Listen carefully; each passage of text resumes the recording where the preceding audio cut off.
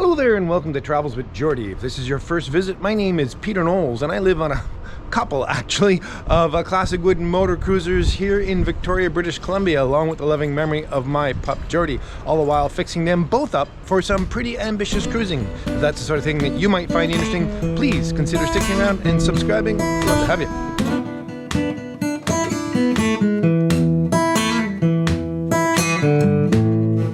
Yes, well, this week I'm back up in Genoa Bay in the boat shed working on MV Poem, and I'm so excited about it because this week I get this sole in the aft cabin and I can start to think about what's going to go on back there. Pretty fun, as well as some last minute other extra little things. Anyway, let's jump back in time and I'll show you. In the meantime, I'd like to send a huge thanks out to my PayPal and Patreon supporters because, as you folks know, it's you that keep the show going. Thanks a lot. Let's get to work. All right then. As usual, I'm deep in thought in the bilge.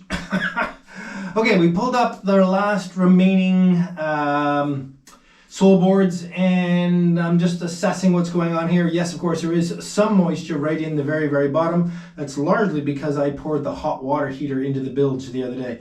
But the boat only has floors. Now, keep in mind, these beams here are called floors on a wooden boat. And the surface you walk on is called the sole. Are you getting tired of me saying that? But there are new viewers that probably haven't heard that before. So the boat only has floors on every second frame, which is a little lighter than, say, Geordie and Zephyrus, which has floors on every frame. And only this frame, this floor is unaltered. In other words, the top of this is where the sole sat. This one has about a 1/4 inch shim on it. This one has about a 1/2 inch shim on it, and more as you move forward. Obviously an effort to keep the sole flat with the world. Maybe I'm tempted to get maximum headroom up at the front. I don't think it does me any actual benefit. I think I'll just stick with the way it is. However, I'm going to have to make new spacer pieces for sure. So I'm just sitting here and planning how this is all going to work out. There will be an access hatch, in other words, a removable piece right down the center for access to the bilge in general, for, say, cleaning, etc. Certainly the stuffing box, that sort of thing. But I'm also going to run the plywood much wider than the original sole was in here, as wide as possible. In fact, I'll even feather the edge of it so it can run up the frames a little bit, so it's maximum flatness. Part of that is so that I can have maximum air control for ventilation, but more on that some other time. Anyway, so it's time to pull up the last of these little bits and pieces and start to make new shim pieces.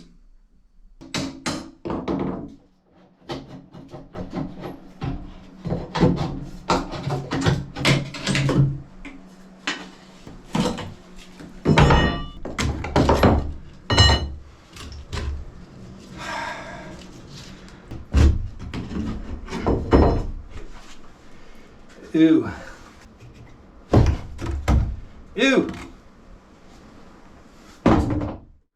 Well, good morning. I got started this morning a little bit with Lloyd's help before I talked to you because, truthfully, I had no idea what I was going to do. Last night I got thinking about all those spacers that were on the floors here, and I realized why they did it. They did it when they did an engine swap, or one of the repowers, because they wanted to raise this end of the sole high enough that it would clear at least a little more of the transmission and the engine and stuff. But there's a logic to it. We went to quite some trouble.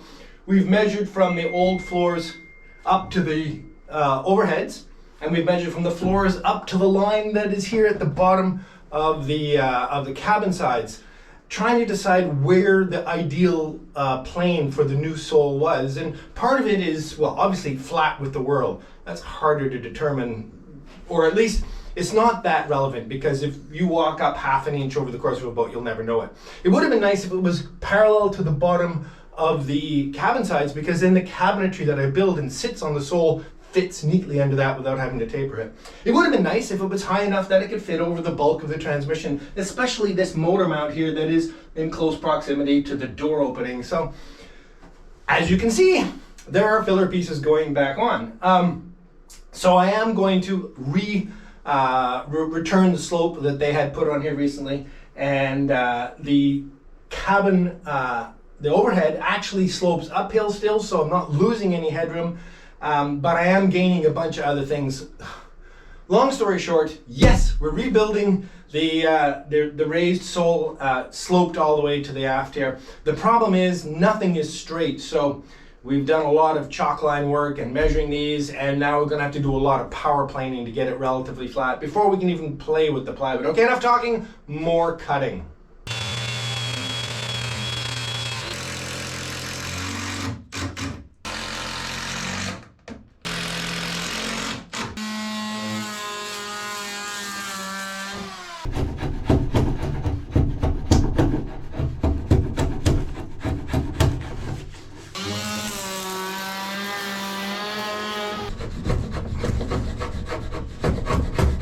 All right then, actually, this went a lot better than I thought it would. It certainly was very helpful to have Lloyd. Thank you very much, mate. You're welcome, man. Glad to help. Having another hand with straight edges and chalk lines, and anyway, we didn't try much of it because it was mostly working on our knees in the bilge, and frankly, the idea of grabbing the camera, even if it's 3 feet away, means 3 feet of crawling in the bilge. So no, none of that. Anyway, we now have a perfectly flat, although somewhat tapered, structure for our new sole. So now we get to play with 2 pieces of very, very, very nice plywood. Yeah, and don't mess it up at all.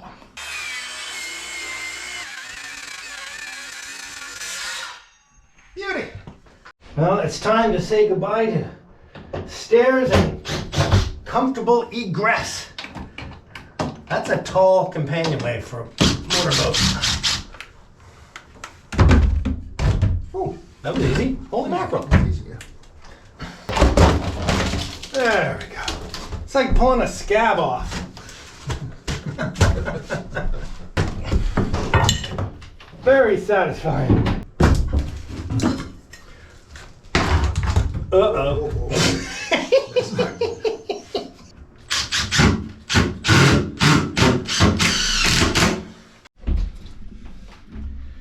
Okay.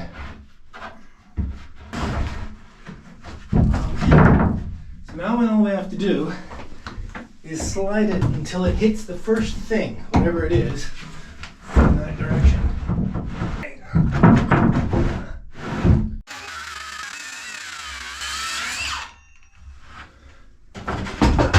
Now the really miserable part.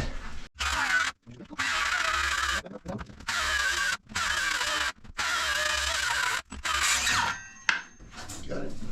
Cool, cool, cool. How about that bevel, ladies and gentlemen? I hate to admit it, I was going to power plane it. No.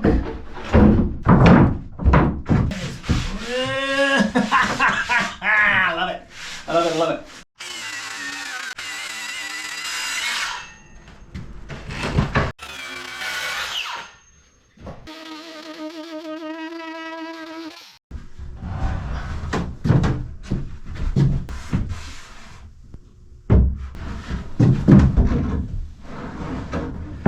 Okay, folks, so the way I did this on this side, which I didn't show you because I wasn't sure how well it was going to work, but it worked great. There's going to be a 1 foot hatch down the middle to access the bilge, the stuffing box. We talked about this before. So I measured 6 inches over and then pushed the piece of plywood up against the edge and scribed it. So I'm going to do it on this side. You'll see basically how it's going. I happen to need 11 inches, so I need 1 inch left here. So we'll just push this over 1 inch and this end 1 inch. Now this can move that way 11 inches, leaving a 12-inch gap for our hatch. Okie doke. This is 11 inches. I slide it along until it makes contact with the frame, which means that's where the top edge of the plywood is going to meet the frame. Then I cut that big bevel. So I slide it to here, make a mark. Slide it to here, make a mark. Easy peasy.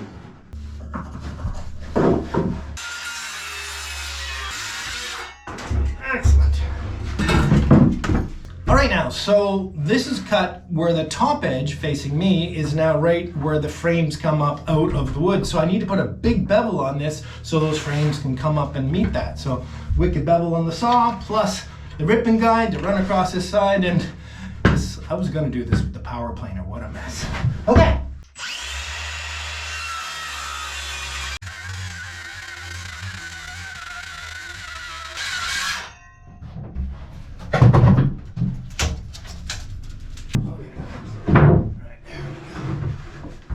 Missed all these frames. Oh man. Cool. Good job. Thanks, Lloyd. I love it. I love it. I love it. I love it. I love it. I love it. I don't know how many times I can say how thrilled I am with this. Center line worked out great. A little cutout around the Borg Warner there.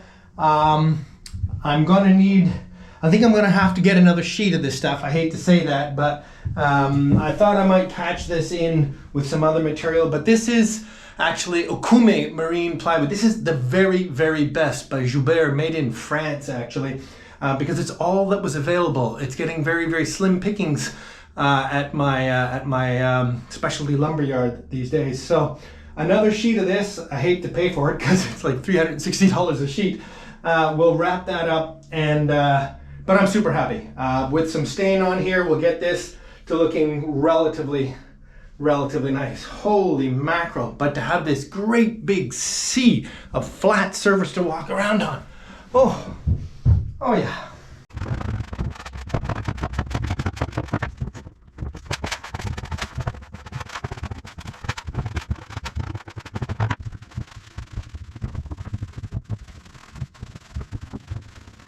And well, hello, a mid-episode welcome back, and that's because we got going on the sole in the aft cabin here, but I didn't have enough plywood, as you can see, so it's actually been 2 weeks until I could afford another sheet of this very expensive plywood to fill in these last 2 gaps, which is what I'm about to do now.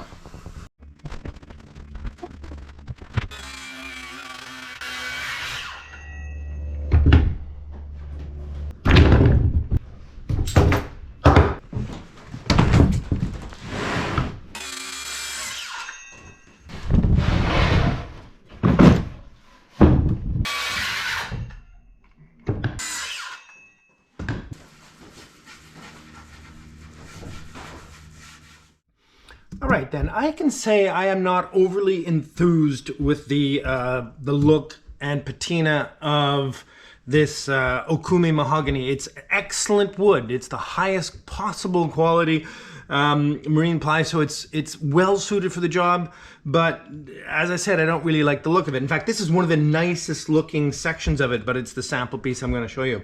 Now, I did tongue oil it, thinking it might deepen it a little bit, and then I would follow up with some stain, but really the tongue oil hardly had any effect, and well, it was just an expensive and labor-intensive process. So what I'm going to do now is slap on some gel stain to see if I can further increase the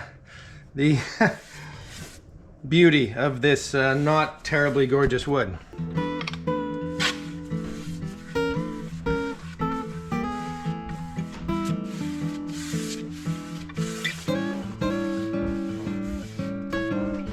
Let me wait.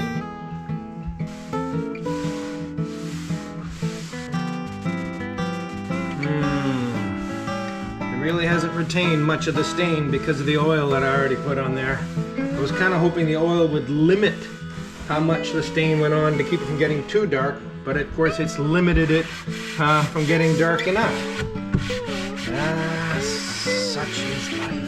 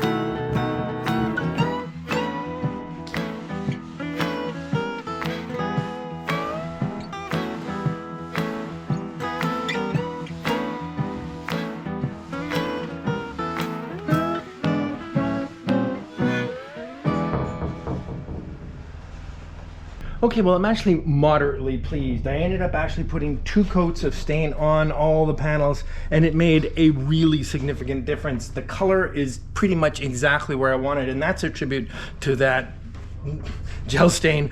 But of course, the grain is nowhere near Sapili, but you know, I'm gonna make do. I really am.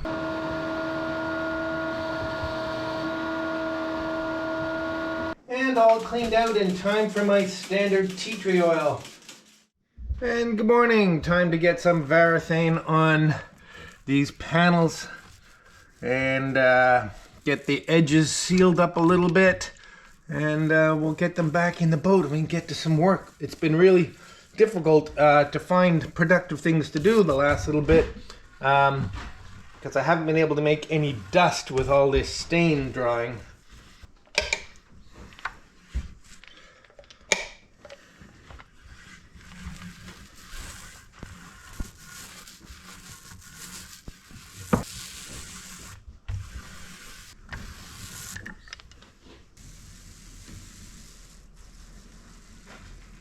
And there we go. Another day of not being able to make any dust. Well, as I can't do anything dusty today, I'm kind of jumping ahead and starting to strip the varnish off the cabin sides. And it's going relatively well. I'm hoping you can see what I've got done here. I'll go into detail when I do the other side about all the basic little defects and problems and issues. But to tell you the truth, it's going really, really well. There's almost no varnish on the cabin sides, so it comes off really, really easy. A little more on the decks, but nothing heat gun can't deal with. This system of the bungee cord, piece of nylon anchor rod and a tarp up over the deck works so well. It keeps every single flake out of the ocean.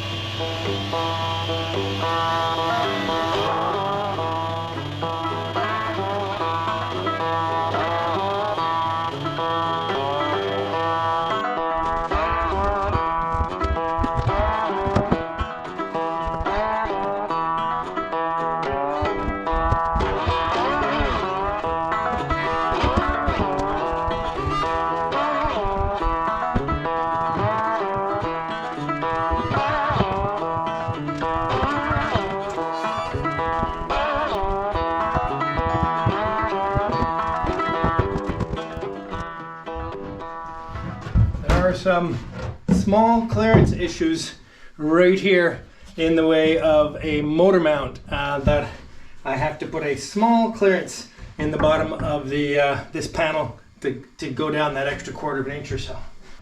A few minutes with the trim router and we should have a nice drop-in fit. Excellent, excellent, excellent. Actually, this is sitting up a little bit on the bore warner, so just need a little more off of here. This one will have the same situation. Just give it a little pound, and that'll make a mark on the bottom where the problem is. 2 inches between these, and I'll cut a nice big oval around those. And 3.5 down to the motor mount, and I'll cut a nice big circle around that.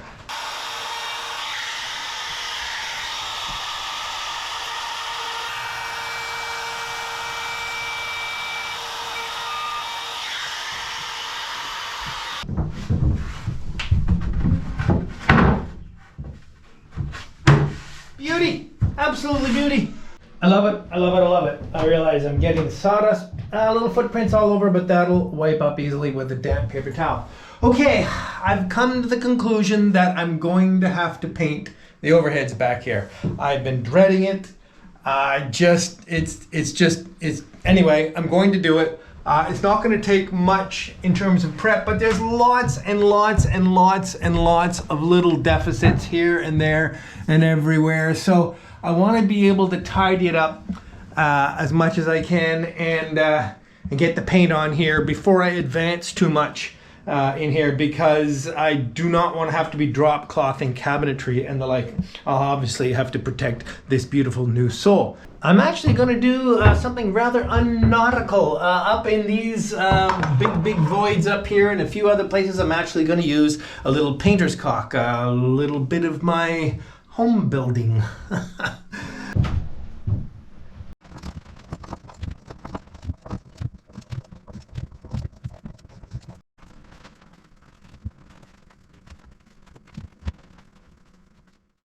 Good morning. Well, I'm getting geared up to sand the overheads. Got some dust management going on to keep effectively my bedroom dust free.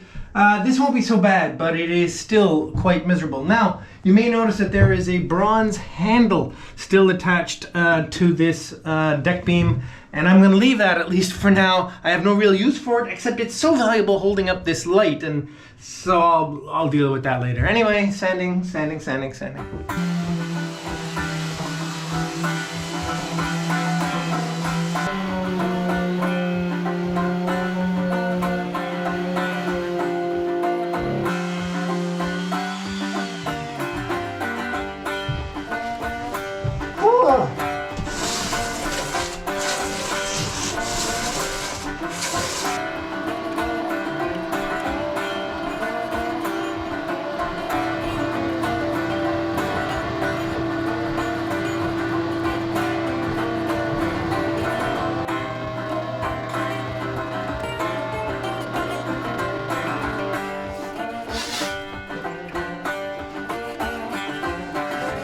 The thing that makes the aft cabin so hard is that I'm crouching all the time for all this. At least in the wheelhouse, I could stand up. All right then, off we go.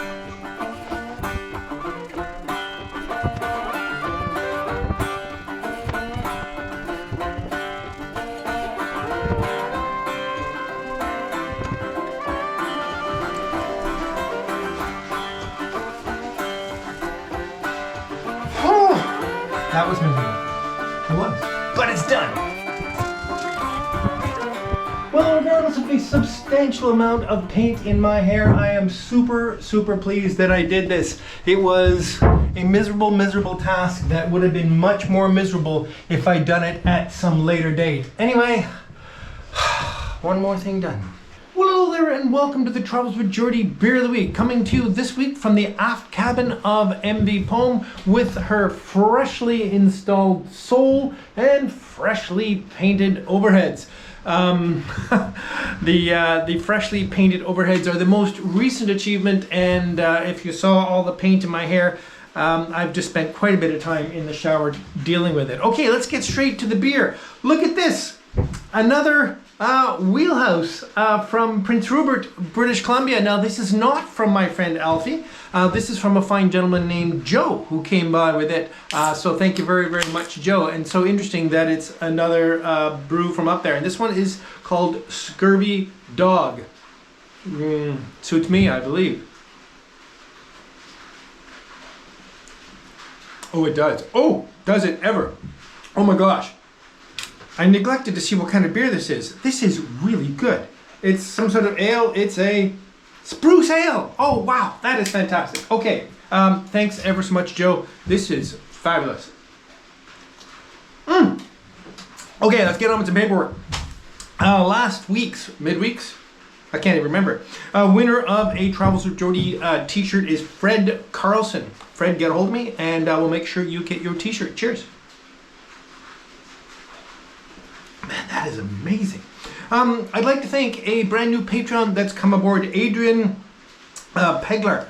Thank you ever so much, Adrian. I'm very grateful. Cheers. As well as a new supporter on PayPal, Piotr Kowalik. I'm assuming I pronounced that at least reasonably close. Thank you very much, Piotr. I'm so excited. It is so neat to be in this half cabin, so close to starting to put it back together, which is hopefully what I'm doing next week. To have a flat sole and the overheads clean and dealt with, because that was just haunting me. It's just, I'm so thrilled, and it should go pretty quick. Well, I'd like to say pretty quickly, but anyway, I am excited. There's no doubt about it. Anyway, all you need is a word of the week, and perhaps I've alluded to it. The word is excited. Excited, exciting, whatever. Do with it what you will. Cheers. See you soon. Oh yeah.